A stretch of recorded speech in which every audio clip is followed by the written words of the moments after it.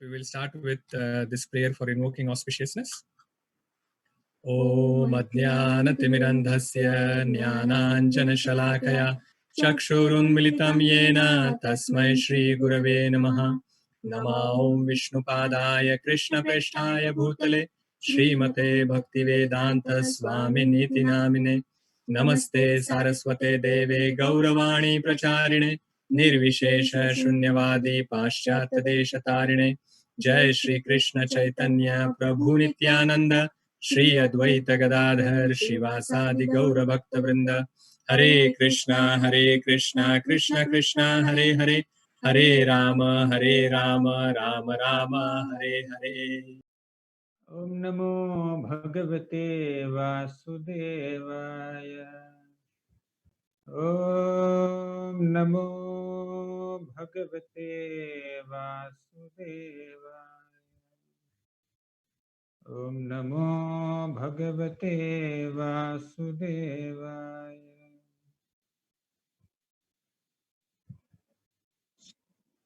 Hare Krishna. I am very thankful to Ambarish Maharaj Prabhu for inviting me into this beautiful group of several Vaishnavas and giving me an opportunity to glorify Srimad Bhagavatam, Bhagavad Gita and all scriptures in general. So Prabhuji has told me to speak on this topic of importance of scriptural study for 5 days, and I will try to share whatever I know about the importance of scriptural study. And I can see a lot of children in this video thumbnails, so I'll just begin with a small story because so many children are there with mothers and fathers. So I wrote this story based on one purport statement made by Prabhupada in his in the 4th canto, 24th chapter, Rudra Gita. In that chapter, Prabhupada writes in one purport about a mother and children. I put this in disapproved but not disowned book also in the ending epilogue. So there is one mother who had children, 2 children, and the mother was calling the children, please come and have your food. And the children did not come. Again the mother called, but the children did not come. So there's a boy and a girl. So the mother was calling repeatedly, and the children came finally, not to eat, but to argue with the mother, have a quarrel with the mother. So their complaint was that every day you are only cooking, you are not allowing us to cook. So we want to cook. So earlier also, all these children, these 2 children, they were complaining and they had a deep desire to cook. So but the mother did not allow, because small children, they may cut their hands, they may burn their hands while operating with the knife or fire. So they don't know the recipes. What will they cook? They can't cook. But they wanted to imitate the mother by cooking, by taking her position as a cook. But the mother was not allowing. So finally the children became adamant. We will not eat the food cooked by you unless you allow us to cook on our own. Then finally, mother got an idea. She got some toy kitchen set, like some utensils, so that the children can play and imitate her as a cook. So she gave the children a stove with some imitation fire. Maybe when they switch on the gas stove, some flames will come. There are actually some bulbs, some lights, and she gave some toy utensils, and she also gave some vegetables made of wax and plastic, and she also gave so many other utensils and vegetables and spices, etc. And then the children started playing, imitating mother. The children played for a while, and one child, the boy, said that I'm making parathas, and the girl said that I'm making paneer sabji, and again the boy said that I'm making paneer fried rice, and the girl said I'm making something else, I'm making some chutney, I'm making sweet rice, I'm making pulao, I'm making rasmalai, rasgulla. Like that, they're increasing their items. Nobody is cooking anything there. They were just imitating. They were trying to cook. They were making some movements, imitating mother's movements, and then they were saying, they were claiming to be the best cooks, and they were even having quarrels also amongst each other. So they were saying that my item is better than your item. Like I have cooked more number of items than you. So like that, they started fighting with each other also. Mother was watching this whole fun for a while, and mother had a maid servant also, and she was also watching. So the cooking went for a while. The child's imitation cooking went for a while, but the children were not stopping playing. It was already half an hour, lunchtime. It's already lunchtime. They were getting delayed for their food. Mother is so concerned that children are unnecessarily absorbed in this foolish play, and they were delaying their lunch. So she was concerned. So she had sent the maid servant, call them. They were playing in the courtyard. So maid servant went and called the children. Children did not come. So maid servant was calling for a long time. She was smiling also, but the children were not coming. The children started playing for a while. Then the mother also went. Please come back. You have played enough. You played for 1 hour, 1.5 hours. Now it's already like late. Please come and have your lunch. But children did not come. So mother came back and said, after playing for a couple of hours, the children became tired and they became hungry. They came back to the mother and said, Mother, we are hungry. Please give me food. Please give us food. And mother said, you have cooked so many items. You have been quarreling. Who is the best cook and who made more number of items? You have been quarreling for such a long time. So why don't you go and eat the food that you have cooked? Then the children said, it's all playing only, mother. That will not satisfy our hunger. You know that very well. Earlier, they were a little hesitant to come back to mother. But now, because they become so hungry, so they came back to the mother. And mother was giving them instructions. It's not proper for you to cook like this. You will burn your hands. But still, they did not pay any heed to the instructions of mother. They continued to cook. But now they have become hungry. They came back. And actually, this mother has been waiting for them to come back and eat the food that she has so lovingly prepared for them. So mother did not want the children to perpetually suffer in hunger. Although the children have rejected her food, still mother is still inclined to offer her own food to the children because it's the nature of a mother. So Prabhupada makes a beautiful point from this small story. Of course, I just expanded the story. Prabhupada summarizes the whole story in just one statement, two statements.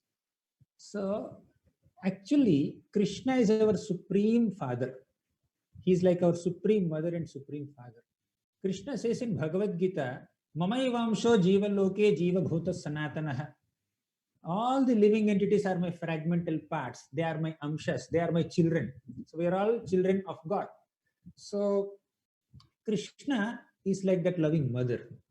And these two adamant, mischievous, sweet children are the living entities. So Krishna is the supreme enjoyer, supreme proprietor, supreme master, and supreme controller of the entire cosmic manifestation. But somehow, the conditioned soul maintains an attitude of not having a sense of subordination towards Krishna. So that is the unfortunate situation of a conditioned soul. When a child eats the food given by the mother, the child is nourished, child is happy and satisfied. But if the child rejects the food given by the mother, the child has to suffer hunger. Similarly, when a soul takes shelter of Krishna and surrenders unto Krishna and performs bhakti yoga, then the soul can attain ultimate happiness, spiritual happiness. The ultimate happiness of the entire humanity lies in one's subordination to God. Savai pumsam paro dharmo yato bhaktiradhokshaje ahaituki apratihata yayatma suprasidati. Savai pumsam paro dharmo means the supreme occupational duty or the supreme engagement of the entire humanity is to perform unmotivated and uninterrupted devotional service unto the Supreme Lord Krishna. When that devotional service is performed without any motivations or interruptions, means without any selfish agendas or personal desires, and without any breaks or irregularities, then the heart is completely satisfied. So that is the real occupation of every single soul. Jivera Swarupahaya Krishnera Nityadas. The real Swarupa, or the real duty of every single Jiva, every single living entity, is to be a servant of God. Just like a small child is supposed to be nourished by mother, so the child is dependent on mother. Mother has to nourish the child. So in this way, we can compare Krishna with mother, the Supreme Lord with the mother, and the children with the living entities.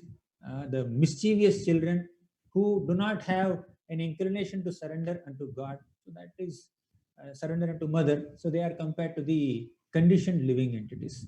So just like children, out of their mischievous attitude or out of their desire to imitate the movements of mother, they wanted to cook on their own.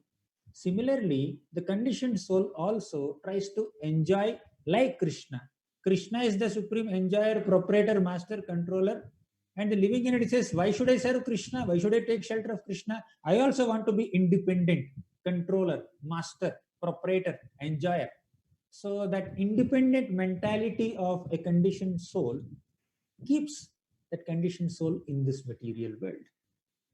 But if one gives up that, and one will, while staying in the material world, the conditioned soul experiences so many miseries.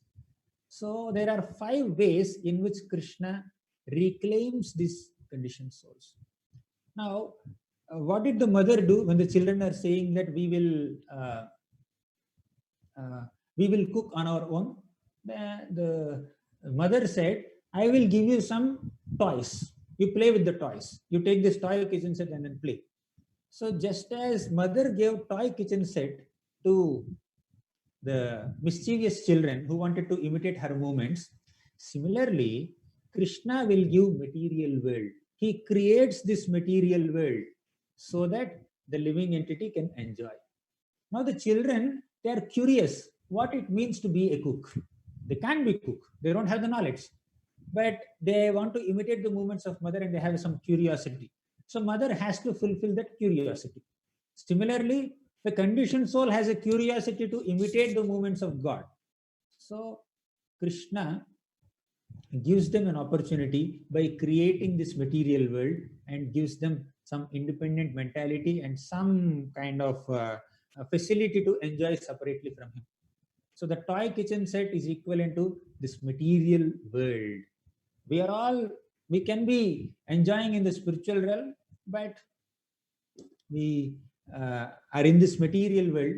So we can be in the original kitchen, being fed by mother, but we are in this imitation kitchen, right? Because we are trying to imitate mother's movements. So a conditioned soul who has a inclination to imitate Krishna will stay in this material world, getting frustrated with material miseries. Now these miseries look like enjoyment sometimes. In this material world, Krishna stamped this material world, Dukkhalayam Ashashvatam. This material world is Ashashvatam, means it is not permanent, it is temporary. And but the conditioned soul thinks that this material world is permanent.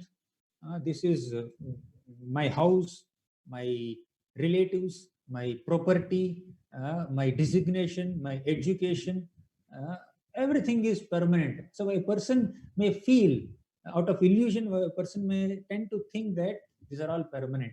But our association with all these things will stay only for a brief amount of time, within one lifetime. So a person who has so much of property and education in this lifetime could lose all of them in the next lifetime. So, and not only that, within one lifetime also, what belongs to us at one point of time may be taken away from us after some time. So there is frustration. There is enough frustration. Just like these children are playing with this toy kitchen set, so there is frustration because they are trying to cook to satisfy their hunger, but they could not satisfy their hunger. They are frustrated. By the end of their play, they played for 1 or 2 hours and then they were frustrated because they were feeling hungry. So their imitation cooking will not satisfy their hunger. Only the food given by mother will satisfy their hunger. So similarly, only by performing bhakti unto Krishna, we will be satisfied. Any amount of material enjoyment will not satisfy us. Just like when the fish is kept inside the water, the fish will be satisfied. But if the fish is outside water, whatever facility you may give to the fish is frustrated. Fish cannot be happy. Similarly, in the material world, one can encounter a lot of unpleasant circumstances. Sometimes things are pleasant, but many times the things are unpleasant also. And even those pleasant circumstances are also very temporary. After some time, they will be turned into frustration. So the Lord creates this material world to satisfy the independent desires of the conditioned living entities. Number two, the Lord will also create opportunities for frustration so that they realize that this is not the right place for them. Just like mother has given them toy kitchen set, second, the toy kitchen set will not satisfy their hunger. So these two things we have seen. Then the mother had also sent her maid servant to call the children to come back from their play. So these maid servants are compared to acharyas. So just a mother may give some toys to the children and then play and ask them to play, but the mother also oversees the children.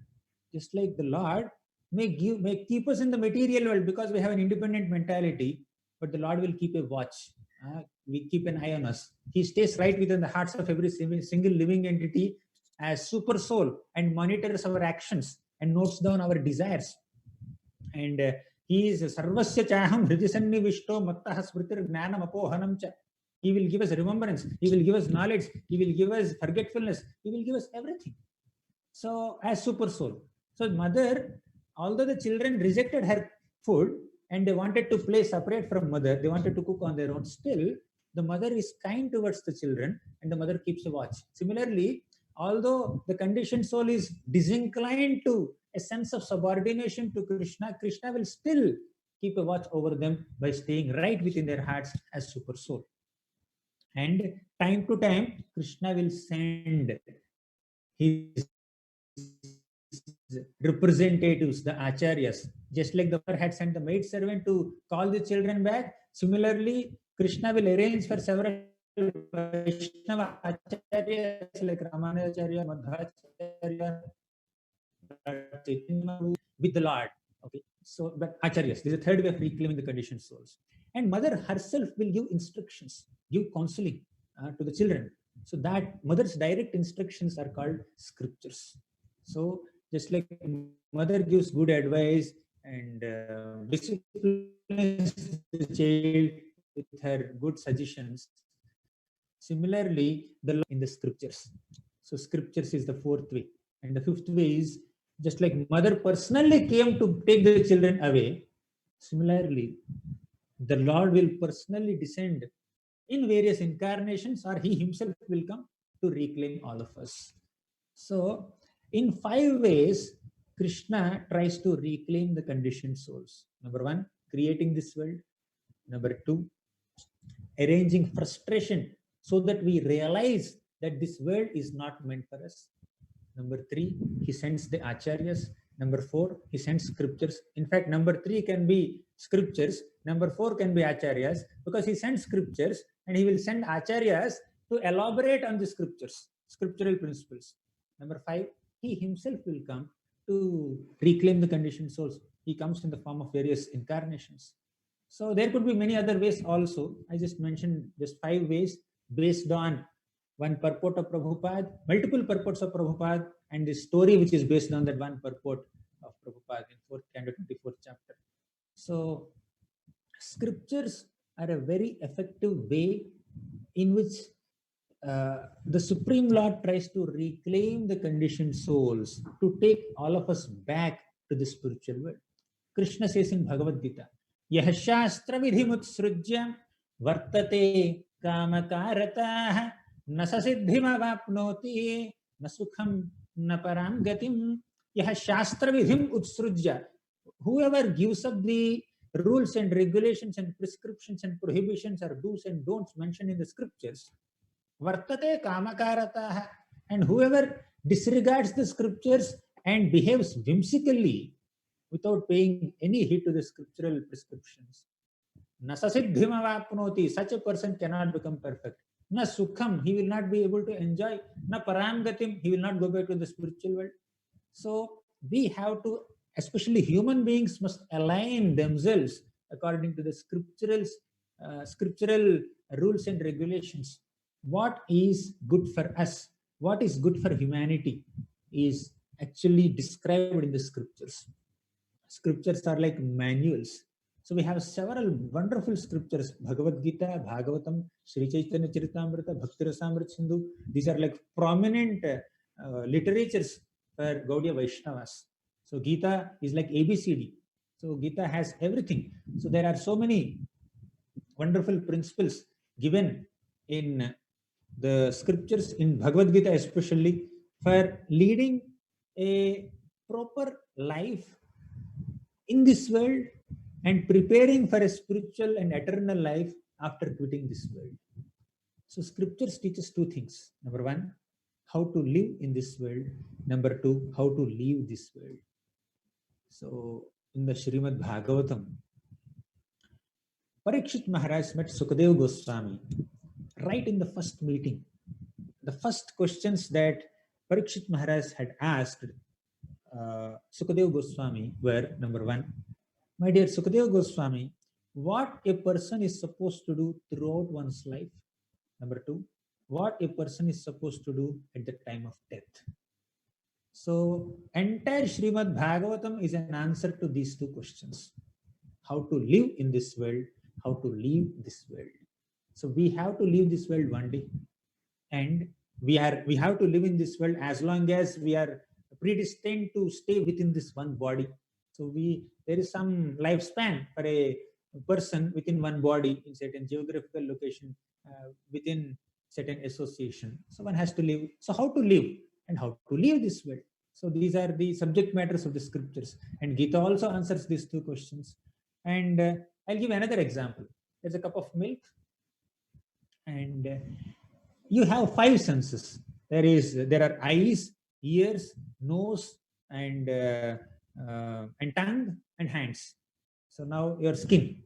So you can approach this cup of milk with any of your senses. For example, you are trying to bring only your eyes in contact with the milk. You are not touching the milk. You are not smelling the milk. You are not tasting the milk. You are not doing anything. You are just seeing the milk. That is like you have a cup of milk and you are bringing your eyes in contact with that cup of milk. What will you understand? You will just understand that it is some white substance. That's all. Number two, you try to bring your ears in contact with the milk. Means you are not seeing the milk. Means somebody is speaking to you about milk. Or this is cow milk. Or this is like buffalo milk. Or this is powder milk. This is packet milk. Like that, this milk came from here. This milk is white in color. So this is like liquid state. So like that, there may be 100 different ways of describing that milk. Ahimsa milk, all that. So you hear about the milk. Then third thing, you try to bring your nose in contact with the milk. Your eyes are closed, your hands are withdrawn. So you just get this fragrance, the aroma of the milk. That's all. And you try to bring your hands in contact with the milk, your skin. So you touch the milk. Oh, this is hot or it is cold. So you get some sensation of the milk. That's all. But if you try to bring your tongue or your mouth in contact with the milk and try to taste the milk, you get the real benefit of the milk, isn't it? Prabhupada writes this in one of the third canto, 32nd chapter purport about this milk example. Perceiving milk with five senses. So in 5 ways you approach the milk. Out of these 5 ways, approaching the milk with your mouth, that is most relevant. That will give you the maximum benefit of the milk. So when you drink the milk, although you are not seeing the milk or touching the milk, etc., you drink the milk, you get full nourishment of the body. Just by seeing the milk, you go to hotel, you go to a restaurant, and then if you see their milk, they will not give you charge. If you touch the milk also, they may just say, why are you touching like that? They may say like that, but they will not give you bill. Or if you smell the milk also, they may not charge you. If you drink the milk, you have to pay the bill along with the tax. So they understand, the hotel people also will understand that only by drinking milk, you have taken benefit of the milk. By bringing your other 4 senses in contact with the milk, you have not derived any benefit. Similarly, only by practicing bhakti yoga and performing loving devotional service unto the Supreme Lord Krishna, we come back to Krishna. We come closer to Krishna. If we approach Krishna through mental speculation, if we approach Krishna through, say, fruitive activities, for example, some people may worship the Lord through various rituals, that is like karma path. Some people may speculate on the philosophy, that is like gnana path, or some people may meditate through yoga. So there is karma yoga, gnana yoga, then ashtanga yoga or dhyana yoga. But bhakti yoga is the topmost. Who describes all this? All these descriptions are there in our scriptures. What is the topmost spiritual path by which a conditioned soul can connect with God? That is bhakti yoga.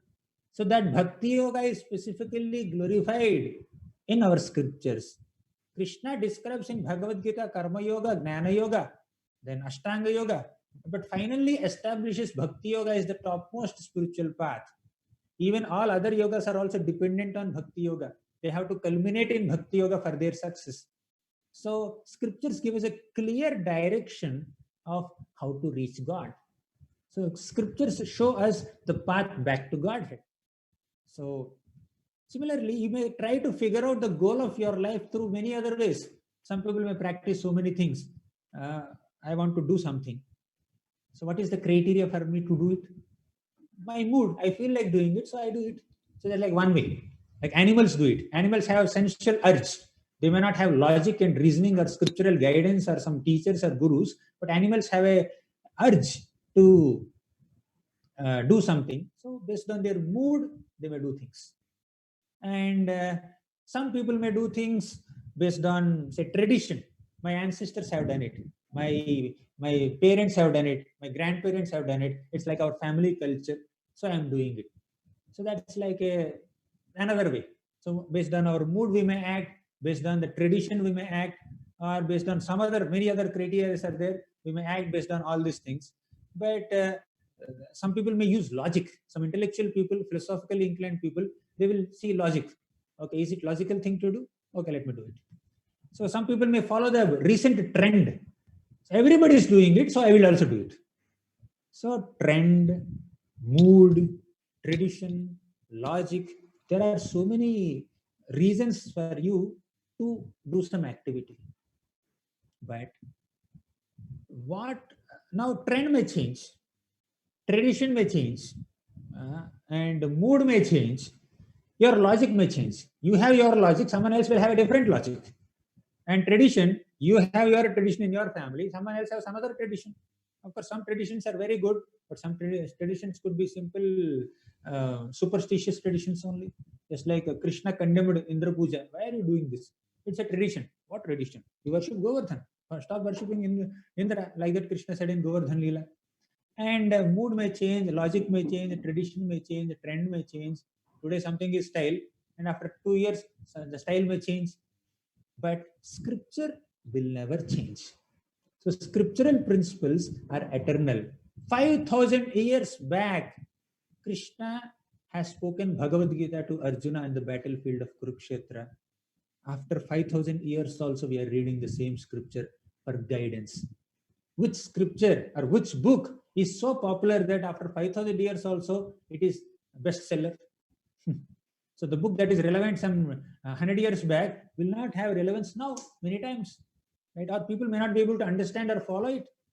So scriptures are relevant to everyone for all time to come, not only for entire Kali Yuga, for the rest of eternity.